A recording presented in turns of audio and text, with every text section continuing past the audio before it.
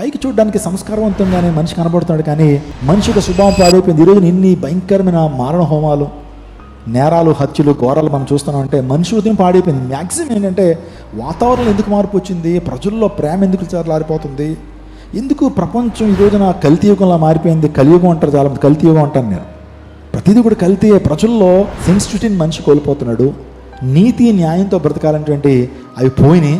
ఇంకా డబ్బుమయం అయిపోయాడు. మనిషి అంతా కూడా చెడిపోయిన పరిస్థితుల్లో ఉంది. ఈరోజు మానవ స్వభావం పాడైపోయింది. దేవుని లేఖనం చెప్తుంది, ప్రపంచ దేశాలు పాడైపోవడానికి, ఇంత భయంకర ప్రకృతి వైపరీత్యాలు రావడానికి, మానవ మనుగడ ఇలా అయిపోవడానికి కారణం ఏంటంటే మనిషి హృదయం పాడైపోయింది. హృదయం అన్నిటికంటే మోసకరమైనది. యవనస్తుల హృదయాలు పాడైపోతున్నాయి, పిల్లల హృదయాలు పాడైపోతున్నాయి. అందులో పెట్టే సంగమా, మన మీద ఎక్కువ బాధ్యత ఉంది. ప్రార్థన చేయాలి.